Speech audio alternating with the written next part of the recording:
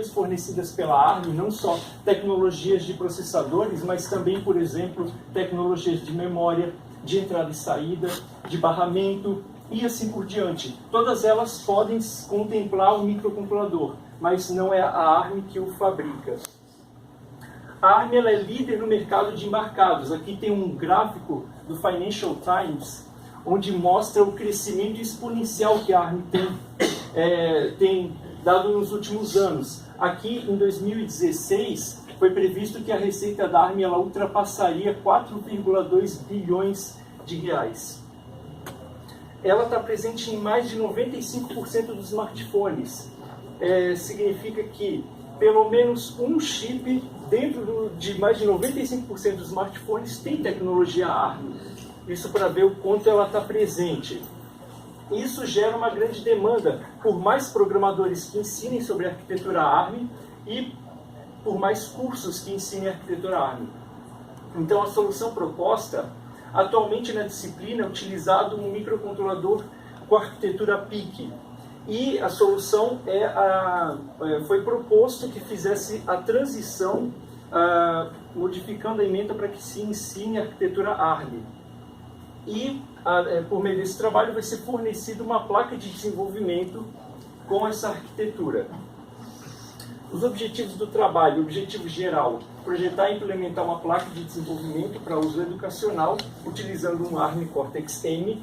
Posteriormente, nesse trabalho, vai ser explicado o porquê da escolha do Cortex-M.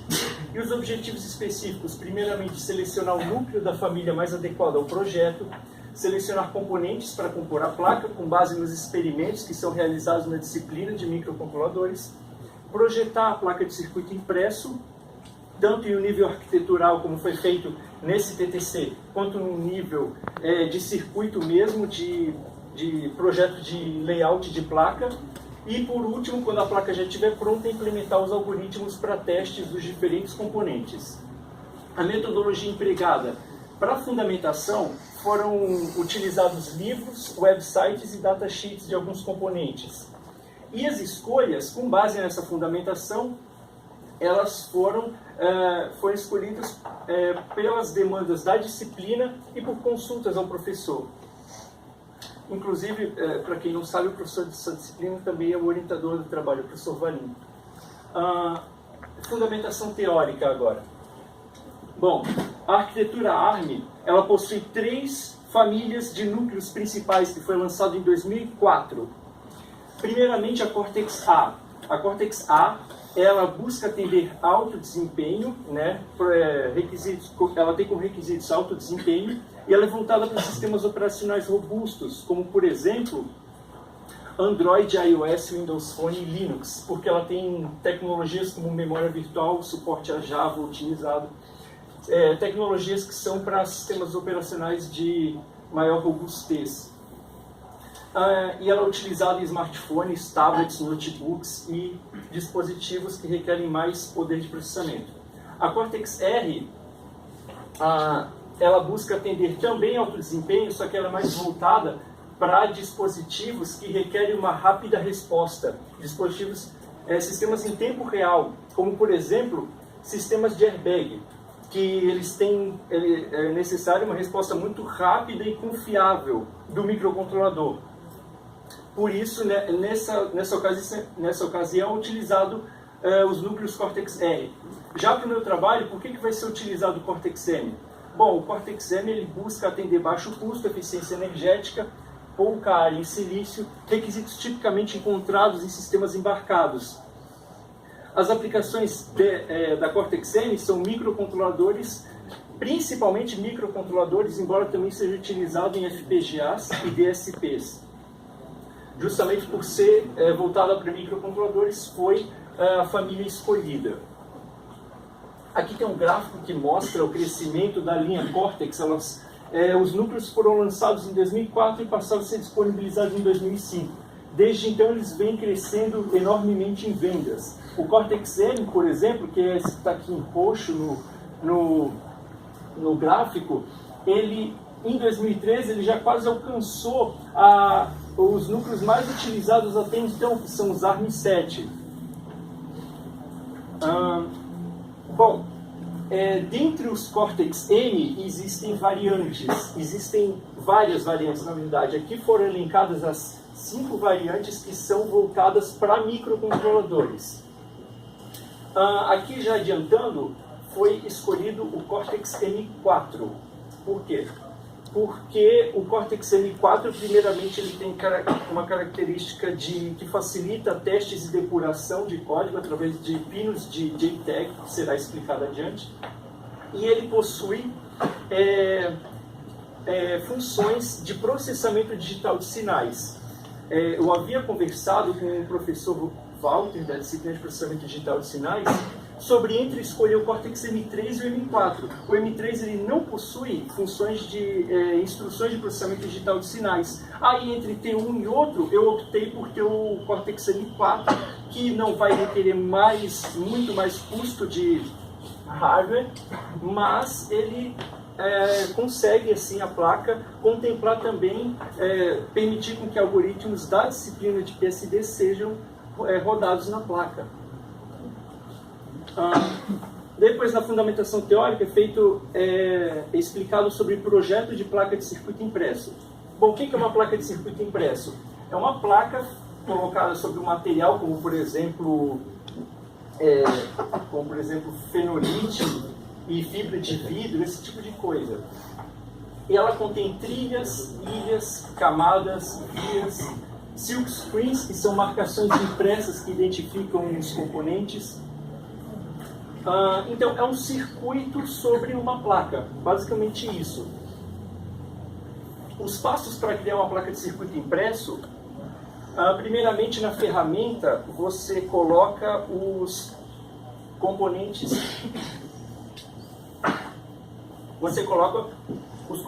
mais ou menos no layout que você quer que ele fique no final na placa. Depois é feita a ligação entre esses componentes por fios virtuais. Depois, no layout em si, essa primeira parte é a parte do chamado esquemático. Essa segunda parte é o layout mesmo, como ele vai ficar na placa final. Aí os componentes, eles são posicionados de tal forma como vai ser, como você quer na placa, depois que ela for fabricada. E depois é feito o roteamento, onde se liga os terminais desses componentes. E por último, a parte da fabricação. Eu não detalhei a parte da fabricação no meu texto, porque a placa ela vai ser encomendada, ela não vai ser feita manualmente.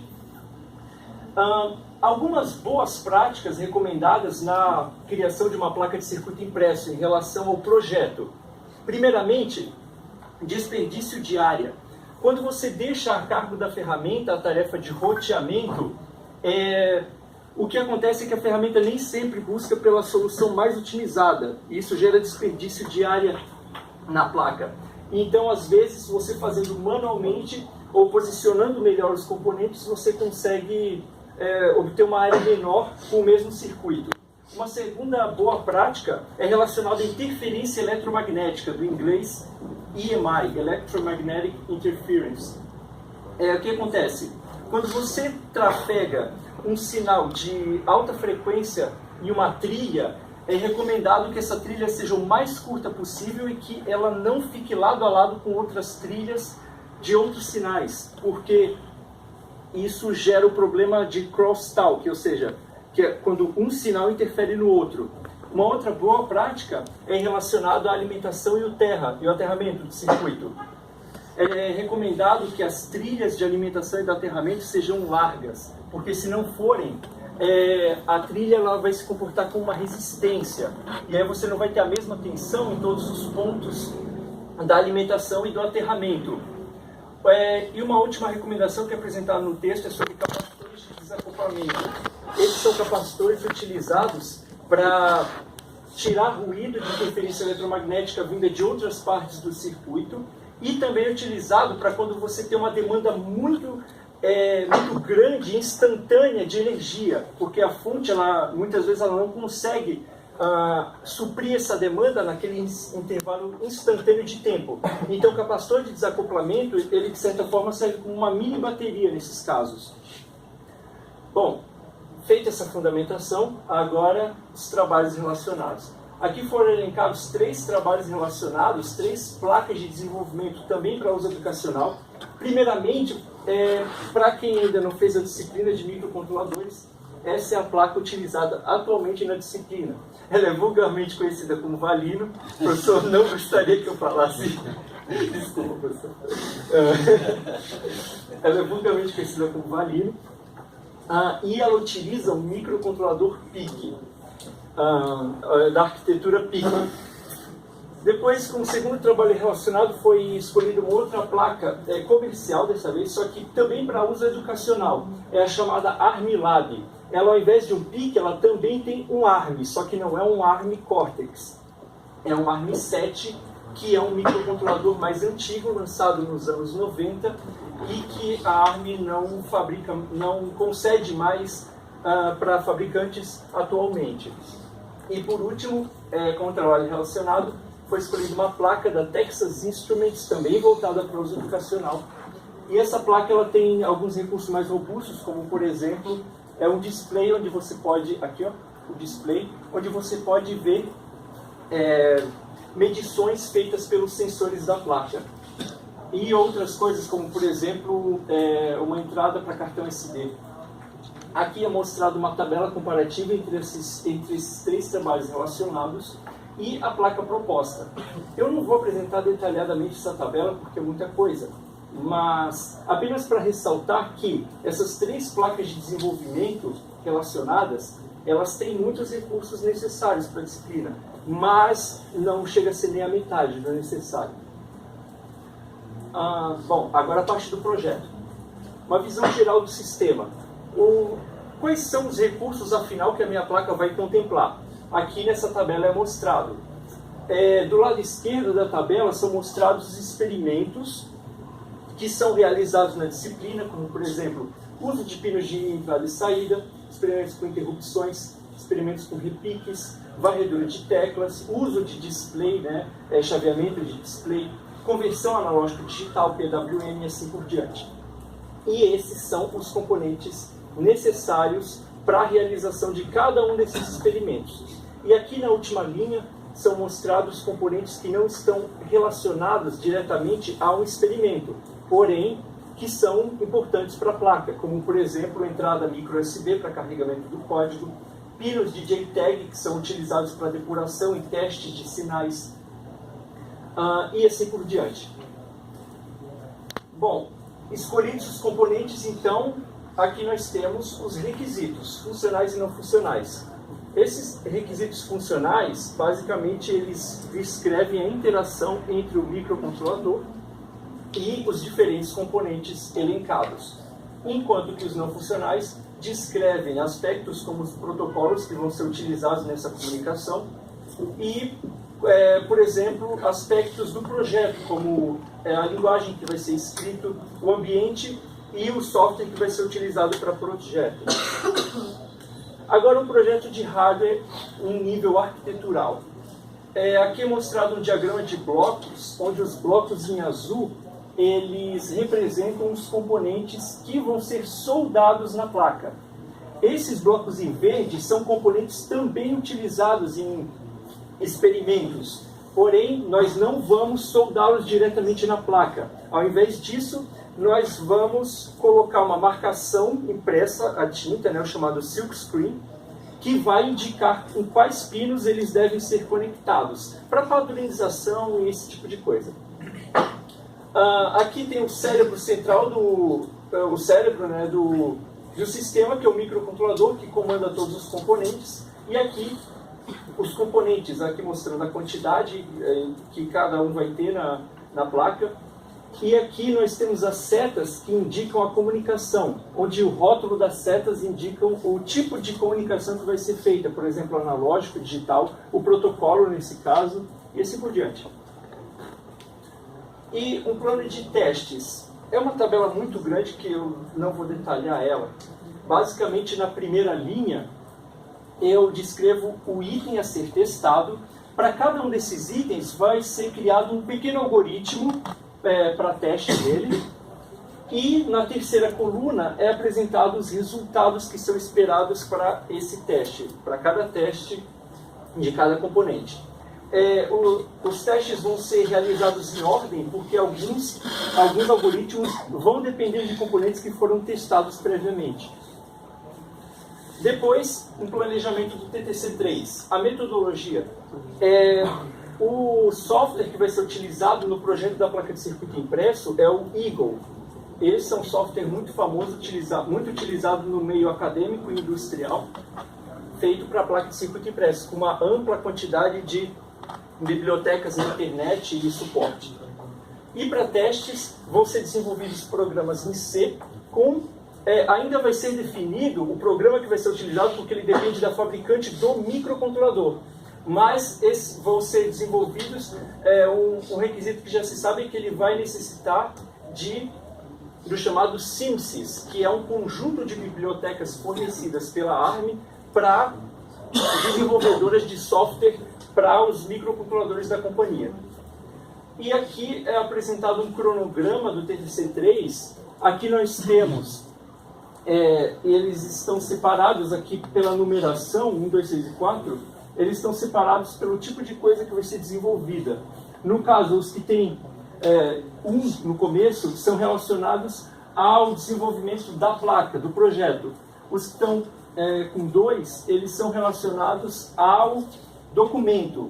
Aqui no 3 é o artigo que vai ser elaborado ao final, e o item 4 é relacionado à apresentação do TTC3, que vai ser na segunda semana de novembro, né? Se eu não me engano. E aqui uma análise de riscos, onde na primeira coluna eu apresento o tipo de risco que pode ser encontrado. Depois eu especifico o tipo de... o que vai ser adotado, o plano de contingência que vai ser adotado. Aqui é elencado mais de um plano, porque se um não der certo, aí realiza-se o outro. E algumas considerações finais do projeto. Foi feito no projeto, nesse TTC2, o estudo sobre a arquitetura ARM, onde escolheu-se o Cortex-M4.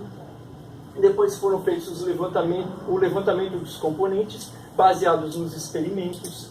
Depois foi feito um projeto arquitetural da placa, em nível de diagrama de blocos.